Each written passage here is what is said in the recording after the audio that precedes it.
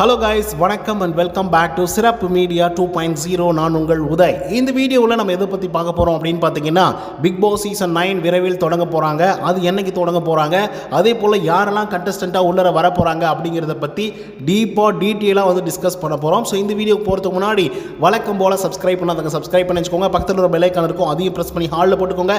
அப்போ தான் நாங்கள் அப்டேட் பண்ணுற ஒவ்வொரு விஷயங்களும் நோட்டிஃபிகேஷனாக வந்து சேரும். அதை தான் இந்த வீடியோ குறைஞ்சபட்சம் ஒரு 1000 லைக்கான எதிர்பார்க்குறோம். ஸோ லைக்கை போடுங்க, வீடியோ பாருங்கள். வாங்க இந்த வீடியோக்குள்ள வந்து போலாம். Number 1 TTF Vasan. ஸோ இவரை பற்றி நம்ம சொல்ல வேண்டிய அவசியமே இல்லை. ஏன்னா கான்ட்ரவர்சி அப்படின்னு சொன்னாலே டிடிஎஃப் வாசன், இல்லை டிடிஎஃப் வாசன் அப்படின்னு சொன்னாலே கான்ட்ரவர்சி அப்படின்னு வந்து சொல்லலாம். அந்த அளவுக்கு பேர் எடுத்து வச்சிருக்காப்புல நம்முடைய மன்னன் டிடிஎஃப் வாசன். ஸோ இவர் லாஸ்ட் சீசன்லேயும் வராரு, அதுக்கு முன்னாடி சீசன்லேயும் வராரு அப்படின்னு சொல்லி பயங்கரமாக பேசும் பொருளாக வந்து இருந்துட்டு இருந்தார். பட் இப்போ அவ்வளோ ஒன்றும் பெருசாக ஃபேம் எல்லாம் கூட குறைஞ்சி போச்சு அப்படிங்கிற மாதிரி தான் வந்து இருக்குது அவரை பொறுத்த வரலையும். ஸோ அப்படி இருக்கும்போது டிடிஎஃப் வாசனை உள்ளர கொண்டு வர்றது நல்லா இருக்குமா இருக்காதா அப்படிங்கிறத வந்து கமெண்ட்ஸில் வந்து பதிவு பண்ணுங்கள். ரெண்டாவதாக இர்ஃபான். ஸோ இவரை பற்றி நம்ம சொல்கிறதுக்கு முன்னாடி இன்னொரு முக்கியமான ஒரு விஷயத்தை வந்து சொல்லி ஆகணும். பிக் பாஸுக்கு நிறைய கண்டஸ்டன்ட் எதுக்கு வராங்க அப்படின்னு பார்த்தீங்கன்னா, எனக்கு வந்து நல்ல ஃபேம் கிடைக்கணும், நான் யார் அப்படிங்கிறத தெரிஞ்சுக்கணும். அப்படி ஃபேம் கிடைச்சது அப்படின்னா அதை வச்சு நான் படங்களில் வந்து நடிக்கணும், நான் பெரிய ஸ்டார் ஆகணும் அப்படின்னு சொல்லி தான் நிறைய பேர் வரதுக்கான வாய்ப்புகள் வந்து ஏற்படுத்தி கொடுத்துட்டு இருக்காங்க ஒவ்வொரு தடவையும் பிக் பாஸ் அவர்கள். ஸோ அப்படி இருக்கக்கூடிய காலகட்டத்தில் இர்ஃபான் அவர்களை எதுக்குங்க உள்ள கொண்டு வரணும் அப்படிங்கிற கேள்வி வந்து இருக்குன்னா, அவர் யூடியூப், ஃபேஸ்புக், இன்ஸ்டாகிராம் அப்படின்னு சொல்லி பல வீடியோக்களை போட்டு பல கோடிகள் வந்து சம்பாரிச்சிட்டு இருக்காரு அப்படின்னு வந்து சொல்லலாம். ஸோ அப்படி இருக்கும் பொழுது பிக் பாஸ் வீட்டுக்குள்ளே வந்து தான் இவர் வந்து சம்பாதிக்கணும் அப்படிங்கிற அவசியமும் இல்லை. அதே மாதிரி பிக் பாஸ் வீட்டுக்குள்ளே வந்து தான் இவர் ஃபேம் அடையணும் அப்படிங்கிற அவசியமும் வந்து இல்லை. ஸோ அதனால் இர்ஃபான் வி வராமல் இருக்கிறதே பெஸ்ட்டு தான் அப்படின்ற மாதிரி அவர் யோசிப்பாரா இல்லையா அப்படிங்கிறத கமெண்ட்ஸில் சொல்லுங்கள். அடுத்ததாக கனிமணி. ஸோ இவங்களை பற்றி உங்களுக்கு நல்லா தெரிஞ்சிருக்கும். ரீசெண்ட் டைமில் இவங்க 2 பேரும் பிரிஞ்சு அதுக்கப்புறம் வேறு ஜோடிகளாக கன்வெர்ட் ஆகி வேறு மாதிரி டான்ஸ் எல்லாம் வந்து ஆடிட்டு இருக்காங்க.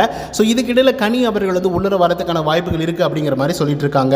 மூன்றாவதாக வாட்டர்மெலன் ஸ்டார் என்று அழைக்கப்படக்கூடிய திவாகர் அவர்கள் வந்து வரப்போகிறாரு. ஆக்சுவலாக இவர் வந்து பார்த்தீங்கன்னா பிக் பாஸ் வீட்டுக்கு பயங்கர ஆப்டாக இருப்பார். ஒரு பக்கம் வந்து பார்த்தீங்கன்னா என்டர்டைன்மெண்ட்லாம் கொடுக்கணும் அப்படின்னு ட்ரை பண்ணி மக்களை வந்து டென்ஷன் ஏற்றி விட்டுருவார் அப்படிங்கிறதுல மாற்று கருத்து இல்லை. இன்னொரு பக்கம் பிசியோதெரபிஸ்ட் அப்படிங்கிற பேரில் இன்னொரு மக்களுக்கெல்லாம் வந்து பார்த்தீங்கன்னா பயங்கரமாக சாபம் கொடுத்துட்ருக்காரு. குறிப்பாக வந்து உனக்கு வந்து பக்கவாதம் வந்துடணும், அது வரணும், இது வரணும் அப்படின்னு சொல்லி ஒரு டாக்டருக்கே உரிய எந்த நடவடிக்கையும் இல்லாத ஒரு ஆளாக வந்து பார்த்தீங்கன்னா திவாகர் அவர்கள் வந்து இருந்துட்டு இருக்காரு. ஸோ இந்த மனுஷன் உள்ளர வந்தார் அப்படின்னா அவருடைய உண்மை முகம் எல்லாமே கிழிக்கப்படும் அப்படிங்கிறதுல மாற்று கருத்தில் ஆக்சுவலாக இந்த மனுஷன் உள்ளர வரணும். ஐந்தாவதாக கார்த்திக் குமார். சோசியல் மீடியாக்களில் பயங்கர ஃபேமஸாக இருக்கார். எப்படி ஃபேமஸ் ஆனார் அப்படின்னு பார்த்தீங்கன்னா, யாரெல்லாம் தப்பு பண்ணுறாங்களோ அவங்கள பிடிச்சி வெளுன்னு வெளுக்கிறது, அதுக்கான வீடியோக்கள் வந்து போடுறது அப்படின்னு சொல்லி மனுஷன் வேறு லெவலில் ஃபேமஸ் ஆகிட்டாப்ல. இந்த மனுஷனை யோசிச்சு பாருங்க. பிக் பாஸ் வீட்டுக்குள்ளே இருந்தாருன்னு வச்சுக்கோங்களேன், ஒரு கான்ட்ரவர்சியல் வருது, பிரச்சனை வருது, சண்டை வருது அப்படின்னா மனுஷன் உள்ளர பூந்து நான் தாண்டா ஹீரோ, நான் கேள்வி கேட்பேன்டா அப்படின்னு சொல்லி மனுஷன் உள்ளர பூந்து கேள்வியாக கேட்பாப்ல. வேறு லெவலில் வந்து ஃபைட் பண்ணுறதுக்கான வாய்ப்புகளும் வந்து இருக்குது. ஸோ அதனால் பிக் பாஸ் வீடியோ அப்படியே தத்தளிச்சு போகிறதுக்கான வாய்ப்புகள் இருக்குது. அதை நம்ம பொறுத்திருந்து தான் பார்க்கணும். ஆறாவதாக அஸ்வின் குமார். குக் வித் கோமாளியில் எல்லாம் நீங்கள் வந்து பார்த்துருப்பீங்க. மனுஷன் என்னப்பா இவ்வளோ அழகாக இருக்காரு, நிறைய பெண்களுக்கு வந்து இவரை பிடிக்குதே அப்படின்னு சொல்லி அடுத்தடுத்ததாக சில படங்கள் வந்து நடிச்சாப்புல. அதுக்கப்புறம் என்ன நடந்துச்சுன்னு தெரியல, பெருசாக படங்களும் ஒர்க் அவுட் ஆகலை. ஒரே ஒரு வார்த்தை தான் வந்து பேசினாப்புல, அதாவது மேடையில் போய் நான் ஏன் தான் இவ்வளோ அழகாக இருக்குன்னு தெரியல, இதுக்கெல்லாம் நான் எங்கள் அப்பா அம்மாவுக்கு தான் நன்றி சொல்லணும் அப்படின்னு சொன்னாருங்க. அவ்வளோதான் அவருடைய டவுன்ஃபால் வந்து ஆரம்பிச்சிடுச்சு.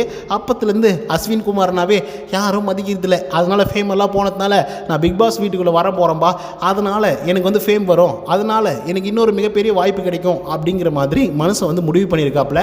அதனால் பிக் பாஸ் வீட்டுக்குள்ளே அவர் வரதுக்கான வாய்ப்புகள் இருக்குது. ஏழாவதாக விக்னேஷ் பிரதாப். இவர் வந்து பார்த்தீங்கன்னா காக்காமுட்டா அப்படிங்கிற படத்தில் சின்ன பையன் கேரக்டரில் நடிச்சிருப்பாப்புல. ஸோ அதுக்கடுத்தாக இப்போ தான் ரீசெண்ட் டைமில் அவருக்கு வந்து கல்யாணமும் ஆச்சு. ஃபீனிக்ஸ் அப்படிங்கிற படத்துலையும் வந்து நடிச்சிருக்காப்புல.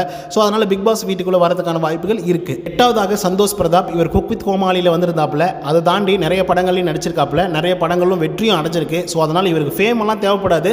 இருந்தாலும் இப்போ உள்ளர வர போகிறேன் அப்படிங்கிற மாதிரி எதுவும் சொல்லிட்டு இருக்காரு. அது எதுக்கு அப்படின்றது வந்து தெரியல. அதுக்கடுத்தா வேகமாக நம்ம வந்து பார்த்துடலாம். அதாவதாக புவியரசன் அப்படிங்கிறவர் வந்து உள்ளர வர போகிறாரு. அது மிஸ்டர் அண்ட் மிஸ்டர் சின்னத்தரையில் வந்து பார்த்தீங்கன்னா ஒன் ஆஃப் த பெஸ்ட் கண்டஸ்டண்ட்டாக உள்ளர இருந்தார். அதுக்கப்புறம் உமர் லத்தீப் அப்படின்றவர் இப்போ ரீசெண்டாக நடந்துட்டு இருக்கக்கூடிய குக் வித் கோமாளியில் ஒன் ஆஃப் த கண்டஸ்டண்ட்டாக இருக்கார். அதுக்கடுத்தா வந்து ரியாஸ் கான். ஸோ இவரை பற்றி நம்ம சொல்ல வேண்டிய அவசியம் இல்லை, ஏன்னா அவ்வளோ சீனியர் ஆக்டர். அதுக்கடுத்தா குரேசி. ஸோ இவரை பற்றி நம்ம பெருசாக பேச வேண்டிய அவசியம் இல்லை, ஏன்னா இவர் அவ்வளோ ஃபேமஸ் அப்படின்னு வந்து சொல்லலாம். அதுக்கடுத்தா பரீனா. இவங்கெல்லாம் பழைய லிஸ்ட்டு தான். அதுக்கடுத்தா யோகலட்சுமி. அதாவது ரீசெண்ட் டைமில் நீங்கள் டூரிஸ்ட் ஃபேமிலி அப்படிங்கிற ஒரு படம் பார்த்துருந்தீங்கன்னா அதில் ஹீரோயினாக வருவாங்கல்ல, அவங்க தான் வந்து பார்த்தீங்கன்னா இந்த யோகலட்சுமி அப்படின்ற அப்படின்றவங்க இப்போ ரீசெண்ட் டைமில் ஹார்ட் பீட் அப்படிங்கிற வெப் சீரிஸும் வந்து நடிச்சிட்டு இருக்காங்க. ஸோ இவங்க வந்து பிக் பாஸ் வீட்டுக்குள்ளே வர போகிறாங்களா, இதெல்லாம் நம்புற மாதிரியா இருக்குது அப்படிங்கிற மாதிரி கேள்வி கேட்குற மாதிரி இருந்துட்டு இருக்கு. 15வது பவித்ரா லட்சுமி அவர்கள் வீட்டுக்குள்ளே வர போகிறதாக வந்து சொல்லப்பட்டு இருக்கு. ஆக்சுவலாக இவங்க வந்து குக் வித் கோமாளிலே பயங்கர ஃபேமஸ். அதனை தொடர்ந்து 2-3 படங்கள் வந்து நடிச்சிருந்தாங்க. அதுவும் ஓரளவுக்கு ஹிட்டும் கொடுத்துருந்தது. அதுக்கப்புறம் இவங்க எங்கடா போனாங்க அப்படின்னு கேள்வி கேட்குற அளவுக்கு வந்து காணாமல் போயிட்டாங்க. திடீர்னு வந்து இன்ஸ்டாகிராமில் வந்து போஸ்ட் போடுறாங்க. போஸ்ட் போட்டால் இந்த பொண்ணு வந்து பயங்கரமாக மெலிஞ்செல்லாம் வந்து இருக்காங்க, இந்த பொண்ணுக்கு ஏதாவது நோய்க்கு அஃபெக்ட் ஆகிடுச்சா, ஏன் இப்படி ஆகிட்டாங்க அப்படின்னு சொல்லி அவங்களுடைய ரசிகர்கள்லாம் பயங்கரமாக கதற ஆரம்பிச்சிட்டாங்க. அப்படி இருக்கிறதுனால இவங்களுக்கு வந்து வாய்ப்புகளும் இல்லை, அதே போல் வேலைகளும் இல்லை, சம்பளமும் வரல. அப்படின்றதுனால பிக் பாஸ் வீட்டுக்குள்ளே வரதுக்கான வாய்ப்புகள் இருக்குது. 16வது அக்ஷயா அப்படின்றவங்க உள்ளர வர போகிறாங்க. இவங்க பாக்கியலட்சுமி அப்படிங்கிற சீரியலில் வந்து நடிச்சிட்டு இருக்காங்க. அதுக்கடுத்த 17வது சபானா அப்படின்றவங்க உள்ளர வர போகிறாங்க. ஸோ இவங்களுக்கு வந்து பெருசாக இன்ட்ரோ கொடுக்க வேண்டிய அவசியம் இல்லை, உங்களுக்கே நல்லா தெரிஞ்சிருக்கும். ரீசெண்டாக குக் வித் கோமாளிலையும் ஒன் ஆஃப் த கண்டஸ்டண்ட்டாக வந்து இருந்துட்டு இருக்காங்க. அதுக்கடுத்த 18வது அம்ருதா அப்படின்றவங்க வந்து வர போகிறாங்க. இவங்க வந்து ஒன் ஆஃப் த மாடலாக வந்து இருந்துட்டு இருக்காங்க. 19வது நட்சத்திரா அப்படின்றவங்க வந்து வராங்க. ஸோ இவங்க வந்து பார்த்தீங்கன்னா தமிழும் சரஸ்வதியும் அப்படிங்கிற சீரியலில் ஒன் ஆஃப் த ஆக்டராக வந்து இருந்துட்டு இருக்காங்க. சொல்லப்போனால் ஹீரோயினாக வந்துருக்காங்க. அதுக்கடுத்த 20வது பூனம் பாஜ்வா அப்படின்றவங்க வந்து வர போகிறாங்க. ஸோ இவங்க வந்து ஆக்ட்ரஸ். ஸோ இவங்களை வந்து நல்லா தெரிஞ்சிருக்கும். இவங்க லாஸ்ட் சீசன்லேயே வரதாக வந்து இருந்தது, பட் அது வரல. அதனால் பிக் பாஸ் வீட்டுக்குள்ளே வரதுக்கான வாய்ப்புகள் இருக்குது அப்படின்ற மாதிரி வந்து சொல்லிட்டு இருக்காங்க. அதுக்கடுத்ததாக 21வது லட்சுமி ராமகிருஷ்ணன் அவர்கள் வர போகிறாங்க. 22வது குமரன் அப்படின்றவர் வந்து பாண்டியன் ஸ்டோரில் வந்து இருக்கார் இல்லையா, ஸோ அவர் வந்து வர போகிறாரு.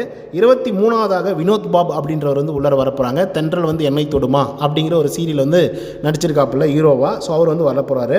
அதுக்கடுத்த 24வது பப்ளு பிரித்திவிராஜ் வந்து வர போகிறாரு. இவர் வந்து லாஸ்ட் சீசன்லேயும் சரி, அதுக்கு முன்னாடி சீசன்லேயும் சரி வர போகிறாரு அப்படின்னு சொல்லி நிறைய பேரால் பேசப்பட்டிருந்தது. பட் இருந்தாலும் அவர் வந்து வரலை. ஸோ அதனை தொடர்ந்து பார்த்தீங்கன்னா 25வது ரக்ஷன் அவர்கள் வந்து வரதாக வாய்ப்புகள் இருக்குது அப்படிங்கிற மாதிரியும் ரூமர்ஸ் வந்து கிளம்பிட்டு இருக்கு. ஆனால் அது உண்மையா அப்படின்னு கேட்டிங்கன்னா அதுக்கான வாய்ப்புகள் வந்து ரொம்ப ரொம்ப குறைவு. அதை நம்ம பொறுத்திருந்தான் பார்க்கணும். அதுக்கடுத்து 26வது யார் வரப்போகிறாங்க அப்படின்னு பார்த்தீங்கன்னா பிரியா ராமன் அப்படின்றவர் வந்து வர போகிறாங்க. ஸோ அவங்க வந்து பார்த்தீங்கன்னா குக் வித் கோமாளியில் ஒன் ஆஃப் த கண்டஸ்டண்ட்டாக இந்த சீசனில் வந்து இருந்துட்டு இருக்காங்க. பட் லாஸ்ட் சீசனில் நம்மளுடைய ரஞ்சித் அப்படிங்கிற ஒரு ஆள் வந்து இருந்தார் இல்லையா, ஸோ அவங்களுடைய வாய்ப்பு தான் நம்மளுடைய பிரியா ராமன் அப்படின்றவங்க. ஸோ அந்த இன்ஃப்ளூயன்ஸ் வந்து பார்த்திங்கன்னா கண்டிப்பாக இருக்குது. அதனை தொடர்ந்து குக் வித் கோமாளிலையும் அவங்க வந்து ஒன் ஆஃப் த கண்டஸ்டண்ட்டாக இருக்கிறதுனால அவங்க பயங்கரமாக ஃபேம் ஆகிட்டாங்க. ஸோ அவங்க வந்து பிக் பாஸ் வீட்டுக்குள்ளே வந்தால் வேறு லெவலில் இருக்கும் அப்படின்றதுனால ஒன் ஆஃப் த கண்டஸ்டண்ட்டாக வரதுக்கான வாய்ப்புகள் வந்து இருக்குது. ஸோ ஒட்டுமொத்தமாக 26 பேர் இப்போதைக்கு வந்து சோசியல் மீடியாக்களில் பயங்கரமாக பேசும் பொருளாக வந்து இருந்துட்டு இருக்கு. ஸோ இதனை தொடர்ந்து சரவணன் அப்படின்றவரும் உள்ளே வர போகிறாரு. காமெடி ஆக்டர் இருக்கார் இல்லையா, சொல்லப்போனால் ரப்பர் பந்தில் வந்து காமெடி ஆக்டராக வந்து இருப்பார்ல, அந்த மனுஷன் உள்ளே வராரு அப்படிங்கிற மாதிரி ரூமர்ஸும் வந்து பரவிட்டு இருக்கு. ஸோ ஆக்சுவலாக இந்த லிஸ்ட் வந்து பார்த்திங்கன்னா சோசியல் மீடியாக்களில் இவங்கெல்லாம் வரலாம் அப்படின்னு சொல்லி எக்ஸ்பெக்ட் பண்ணக்கூடிய ஆட்களுடைய லிஸ்ட்டு தான் இது. ஓகேங்களா. ஸோ இதனை தொடர்ந்து எந்த மாதிரி வந்து ஆடிஷன் வச்சுருக்காங்க, எந்த மாதிரி ஆட்களை வந்து தேர்ந்தெடுக்க போகிறாங்க, பொதுமக்கள் இருந்து யாராவது எடுக்க போகிறாங்களா, ஏன்னா தெலுங்கில் வந்து பார்த்திங்கன்னா பொதுமக்கள் இருந்து ஆளை வந்து எடுக்க போகிறோம் அப்படின்னு சொல்லி அவங்களுக்கு தனியாக ஒரு ஆடிஷன் வச்சு அதுக்கு தனியாக ஒரு ஷோ பண்ணி அதுக்கு தனியாக டாஸ்க்கெல்லாம் கொடுத்து வேறு லெவலில் ஃபன் பண்ணி அதுக்கப்புறம் வந்து பார்த்திங்கன்னா ஆடிஷன் எடுக்கிறாங்க ஆக்சுவலாக சொல்லப்போனால்.